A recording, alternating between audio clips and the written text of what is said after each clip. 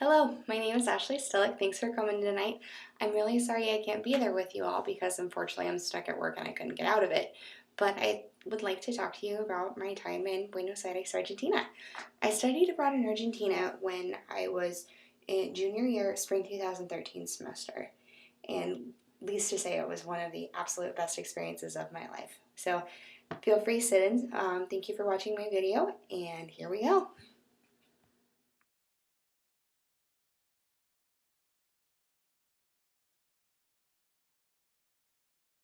When I got off the plane in Argentina, this was the first thing I had seen.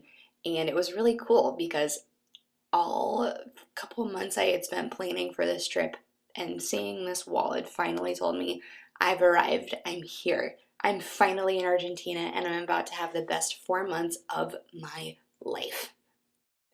We took this picture on the second day that we had arrived in Argentina, and we're standing in front of La Casa Rosada, or the Argentinian equivalent of the White House. This group is my program study group, and we were the Spring 1 group, or the intensive Spanish program group. There's about 17 of us, and it was really cool because I got to spend a lot of my time with these guys, and it's really cool because a lot of them are my best and closest friends. The place that you see here is called La Boca, which literally translates to the mouth. Where this is located in Buenos Aires is very close to the delta of the Rio de la Plata, hence it makes sense for it to be called La Boca. I really liked going here with my friends because all of the buildings were super colorful and there's so much culture here, especially with all the merchandise you see for one of the really famous soccer teams in Argentina, Boca Juniors, or just the general sailors culture that you see here. The reason why a lot of the buildings are so colorful is that when the sailors would colonize here, is that they would just find whatever pieces of tin and then just paint them ridiculous colors so that way it would attract attention for other people to come and settle here. But it was really cool to get to come here with my friends because we'd like to come on a Sunday and just walk around and see everybody milling about their business. And it was just cool to get to see the tango, the sailors, and the really awesome food. Most people have probably heard of Carnival, especially in Brazil. But did you know that there's actually Carnival in other places around the world? Probably didn't think so. While we were there, one of my friends was like, hey, we really need to go to Carnival in this really cool little place called Gualeguaychú. A lot of my friends went to Carnival um, the second week in February or so, but at the time I was like, whoa, I don't want to be around a ton of people. So a couple of my friends and I decided, hey, let's go the week after. And we went to Gualeguaychú for Carnival afterward. Although when we got there, it was kind of nuts because Gualeguaychú is like Crete. There's really nothing to do there except for Carnival because they have this one very long pathway called the Palindromo, and that's where they have all of these floats come through, and these floats are ridiculous in size. Like, I kid you not. I'm trying to think of how big to compare this to, but I have a picture of one of the floats that you'll get to see afterward, and look really closely because the floats are giant because people are about like this big of sorts. Also, when you see this picture, there's going to be a little sound bit of one of the chants that they were playing. It was one of my favorite chants that they were singing there during the event. And here you go. Check it out.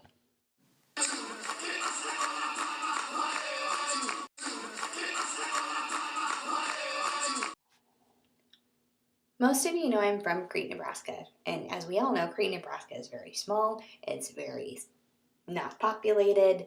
There's not a lot to do, etc. I'm used to the quiet life. And when I got to Buenos Aires, it was basically a real eye-opener, very a wake-up call of sorts. But I was kind of like, wow, I actually really love this life here. But it was cool because during spring break, we all got a week off from our classes to go travel a lot. Some people went to Mendoza, which is the wine country of Argentina. Other people went to Uruguay, which is an hour north of Buenos Aires. Other people went to Brazil, still super jealous. But two of my friends and I, we went to a smaller place really close to the border of Chile called San Carlos de Bariloche. And it's really cool because with this place is that there's, it's also the chocolate capital of Argentina, which was like awesome. And it's kind of like a mountainous lake sort of region, and it was a lot quieter. The capital of Buenos Aires has 5 million people, which comparison to Gray, Nebraska is like, what? But then San Carlos de Bariloche has about 100,000. And here's a small picture of what Bariloche looks like.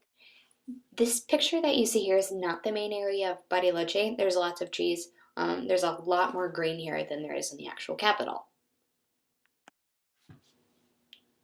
About the third week in April, a third of us, and by a third, there was 100 of us that were currently studying with ISA in Buenos Aires at the time. So about 33 of us got to fly about 2 hours north to Iguazu Falls, or in Spanish, Las Cataratas de Iguazu. And it's really cool because there's these giant falls. I want to say like 10 stories high.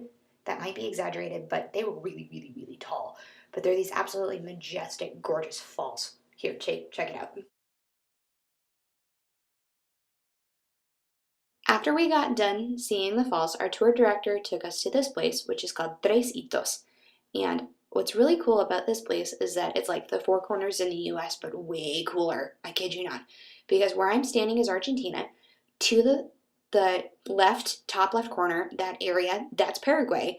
And then over to the right, kind of where by my left hand is, that's actually Brazil. One of the last things I got to do in my trip while I was there, about the last week of April, is that I went with 2 of my friends to a zoo in about 20 minutes northwest of Argentina, the capital, called El Zoo Luján. And this is definitely not the average kind of zoo that you would see in the United States, because the cool thing about this zoo is that you can actually get up front and close with these animals. Like, I'm not kidding. You go behind the gates, you can actually pet them and touch them. Like, check out my pictures. I got to pet a tiger like you see here. I got to pet a lion. I got to feed a bear.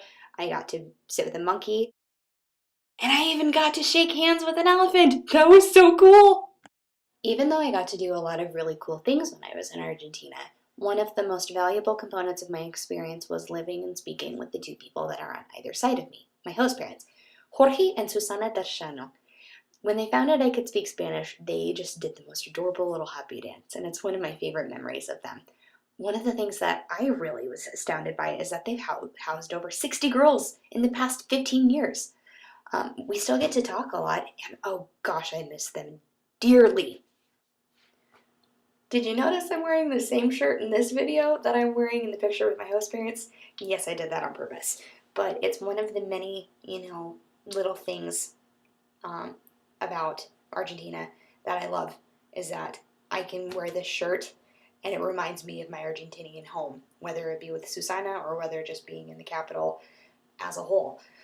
Even though it's been about a year since I've been home, because I came home on May 5th, it's been one of the most interesting years that I've been home, because I've had to get used to living with my parents again, living with other people in the United States, just getting used to American culture, the proverbial reverse culture shock. It's a lot harder than it looks. Don't let anybody tell you that, because it is a lot harder than it looks.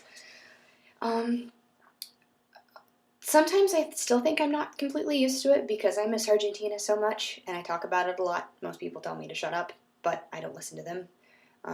But a lot of people tell me that when I talk about Argentina, my eyes just light up. And it's just a passion that I feel for this really, really awesome country and this experience that absolutely changed my life. So as to my future regarding study abroad, I'd like to go back to Argentina very, very soon and take my family with me, so that way they can at least get a picture, get a sense of what I experienced when I was there. And I like to bring other people with me, maybe even work as an English teacher in Argentina for a year or 2. Just whatever I can do to get back overseas. But in terms of working in the United States, I am working towards being an interpreter or a translator, because one of the coolest things, and I know I've said the word cool a lot, so bear with me here, I apologize for that. is that my Spanish, even though I was good before I left, it became second nature to me when I came back.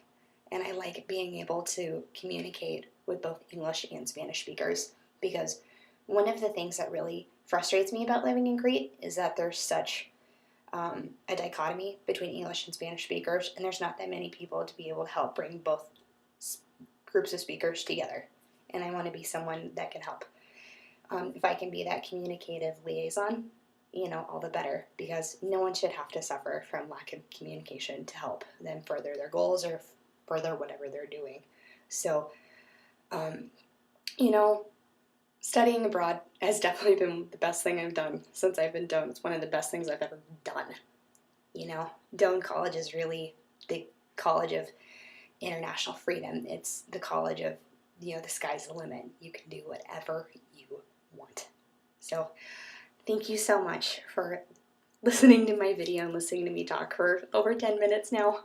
I thank you so much, and have a great rest of your night. And if you have any questions about anything regarding Argentina, by all means, feel free to shoot me an email at ashley.stehlik@doan.edu, and I'll get back to you as soon as possible. So, muchas gracias y que tengan una buena noche. Ciao!